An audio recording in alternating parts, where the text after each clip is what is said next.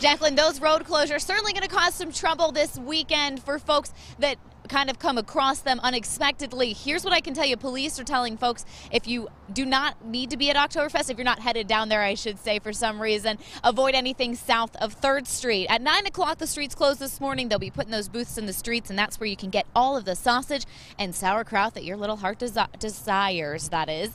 New this year, the Cincinnati Beer Garden. That's at Race and 3rd Street, and this is the spot to find all your local craft beers. There's Braxton Brewery, Mad Tree, Rivertown, Rheingeist, and Sam Adams, and they'll kind of be competing to be the 513 beer, and you might have trouble picking just one. There are 92 different beers to choose from. If you're maybe looking for food first, there are 105 different vendors and 200 different menu items. Some of the very best come from Gleer's Geta. Now that's McNoll. He runs the Sausage House and ordered more than 2,000 pounds of meat for the famous 3-to-1 Super Brat. There's 50% more seating this year because we've got a lot more room down here on 2nd and 3rd Streets than previous years.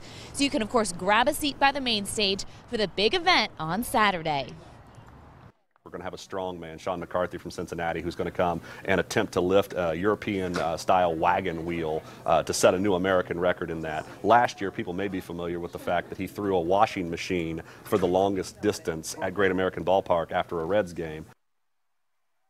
Talking about the Reds games, they have 4 this weekend, and you can see all these parking passes kind of directing people to where to park down here. This is the $20 deal. You can get a ticket to the Reds game, you can get a beer inside the Reds game, a beer out here at Oktoberfest, and a commemorative mug, all for 20 bucks. So you can, of course, check out those tickets. I just checked online. They still have some available. It's reds.com/Oktoberfest. And you know what? I just saw the grill master arrive. We're going to be grilling up some brats. We'll check back in with you at 6 o'clock.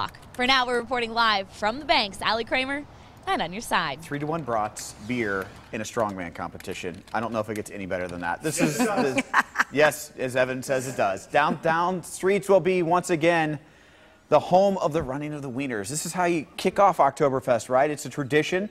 It's going to be renamed the Wiener Race Street just before the running of the Wieners. 100 dachshunds will be running in heats between 2nd Street and Freedom Way.